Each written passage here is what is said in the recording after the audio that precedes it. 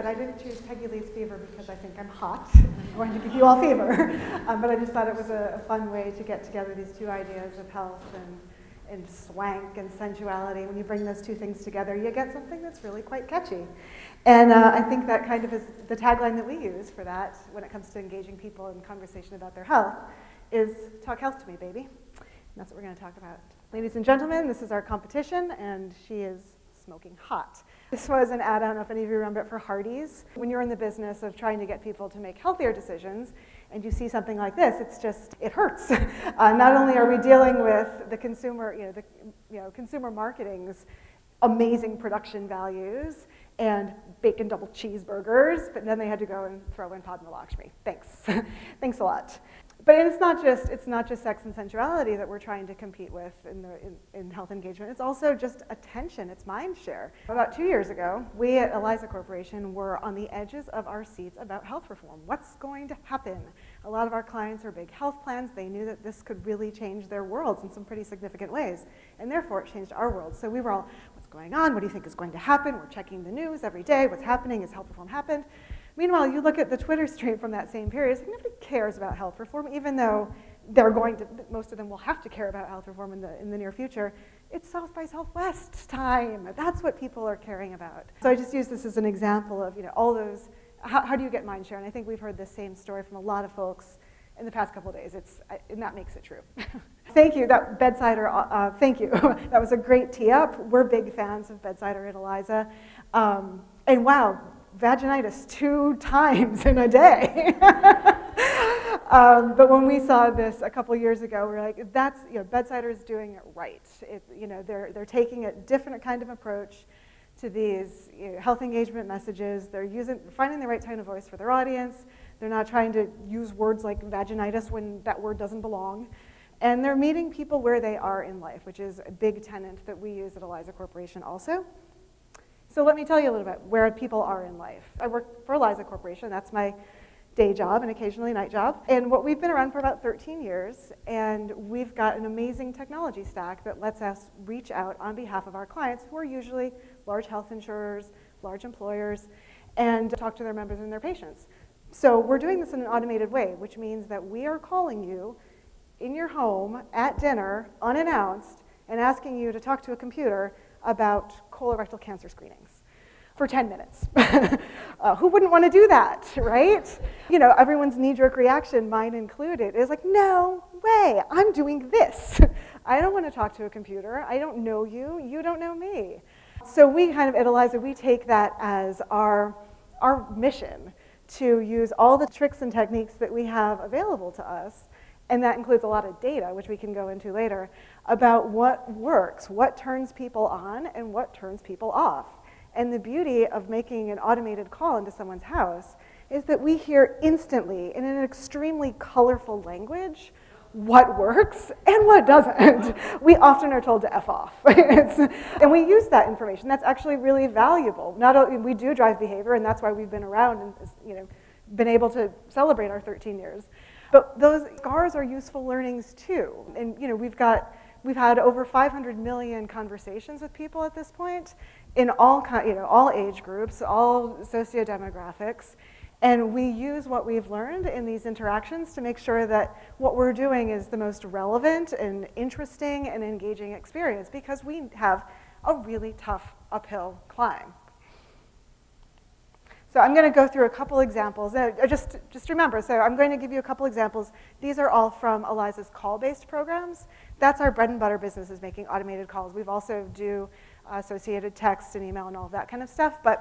So a lot of our clients, large health plans, for example, hire us to do their preventive screening outreach, like for mammograms. So we would call out and we'd say, hey, Leigh, our records indicate that it's time for you to get your mammogram, and we want to make sure you know that your coverage does include this preventive health screening. Do you think you'll follow up with your doctor about a mammogram? Okay, pretty standard, right? Get to the point. So what we see is that 25% of folks who hear that preamble, like, yeah, I think I'm all set, thanks. And they drop off. The remaining 75%, they're interested, they're engaged. We call that engaged. They want to know more. They express some kind of intent to have that recommended screening.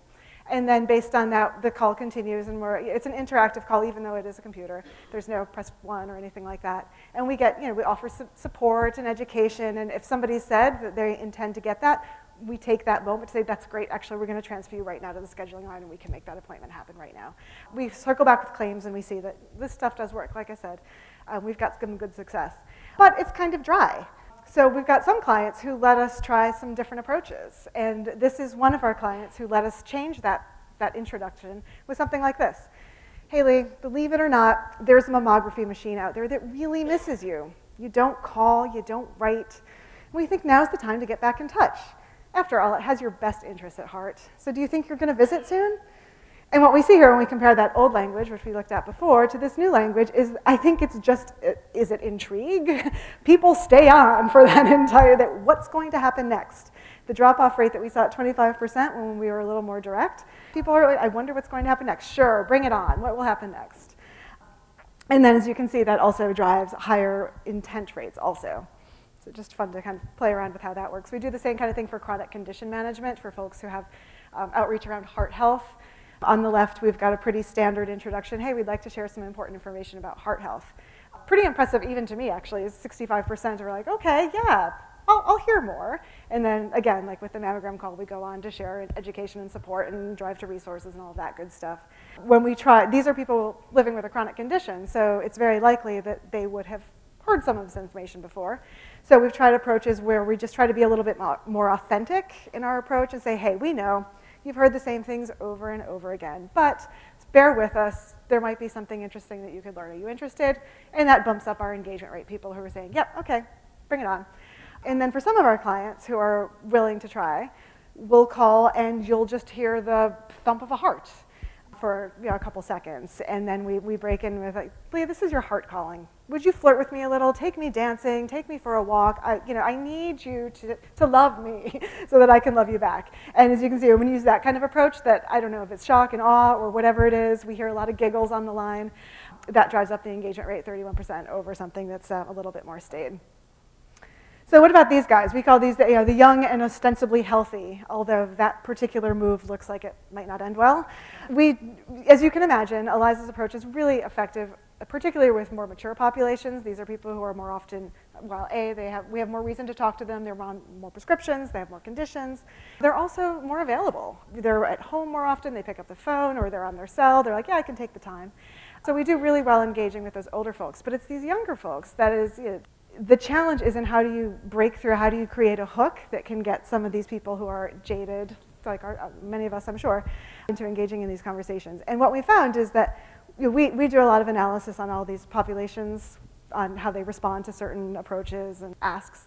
And what we found is that if you use the right hook, and once you get some of these young folks on the line, they're just as likely, if not more likely, to do the behavior that you're asking them to do. If it's something like refill a prescription, than their older counterparts. So it's a matter of that hook.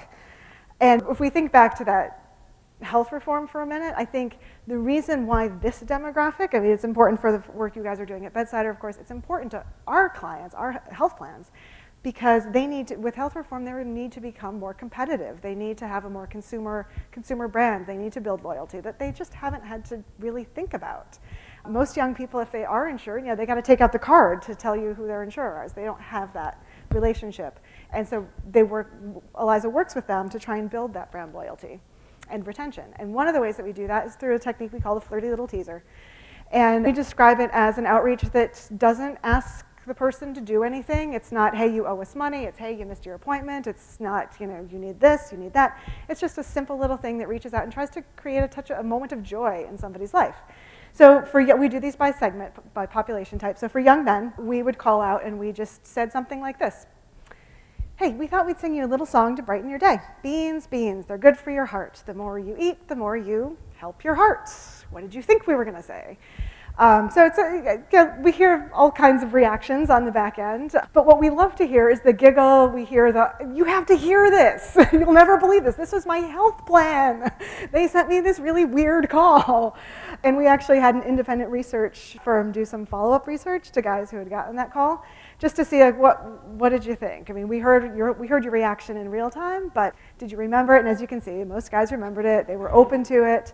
And they gave us some really interesting feedback. I laughed. I didn't think that anything like that could come from my health plan, to this point that we've been talking about here about find your brand advocates. Like, this is somebody, they're passing it on, and something we didn't ask them to do. This is not a viral technology. It's a phone call, but they're doing it. They're passing it on. At the end of the day, we're also trying to inspire better behavior. So there are people who say, yeah, after this, I went on the client's website, I finally registered, or I just ate chili that day because it has beans.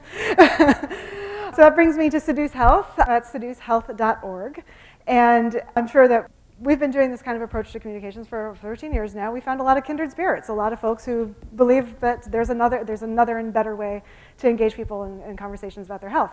And one of those kindred spirits is Dr. Ronnie Zeiger at Google. And he came and sat with us and figured out, what can we do to just kind of showcase some examples out in the world, not ours, of examples of health messaging that really hit the mark, and those that maybe don't. And how might we reimagine the ones that don't into something that we might want to engage with? And it's actually kicked off with, we're in Boston, he was in New York at the time, and we were both seeing these billboards around town. And it was a memorable billboard. It was about diabetes complications and the fact that they could kill you. The way it was presented was, with a sense of imminent dread. And, we say there's always room for a fear-based approach when it works. We see that work sometimes. We test those things. There's a time and place for it, but we thought, that one, there's got to be a better way for people who don't respond to the fear approach. So we reached out to our friend Sekou, who many of you, I'm sure, were pleased to see last night. What an honor, because we reached out to him because who wouldn't want to reach out to Sekou, and said, could you help us just kind of reimagine this billboard? Can you help us think of it in a different way? And if you go to seducehealth.org and you scroll back all the way into the archives, you can see the dramatization that Sekou did as a response to that billboard, and it's really cool. You can go to the site. We've got on the left, so we just do showcase different examples every so often. On the left, we're looking for input, so if you guys see stuff out there you think is awesome, if you've got your own stuff you think is great, we love to see that stuff. We love to get that conversation started. Please reach out. You can just use the site to that. And if for no other reason, go to the site to see some of these videos across the bottom. They scroll. You've got folks like Deepak Chopra, Todd Park, Jamie Haywood from Patients Like Me, and they're all doing video cameo appearances of our tagline, which is "Talk Health to Me, baby." It's just fun. And then one last thing that I wanted to share. A couple years ago, we started a nonprofit called engagewithgrace.org. And it's a nonprofit viral movement, and it's just aimed at making sure that every one of us understands, communicates, and has honored their end-of-life wishes. We feel it's a really important thing to do. And so we kind of boiled down into 5 questions, the ones that many of us wish we had had answers to when we were dealing with an end-of-life situation among our loved ones. And we put it out here on Engage with Grace. I think I'll just end by saying, in the spirit of trying to do things differently and looking at different ways of communicating topics that can be sometimes uncomfortable, I throw out this as a challenge to you guys to go to the site, take a look, and commit to having this conversation with yourself and maybe with someone you love. Thank you.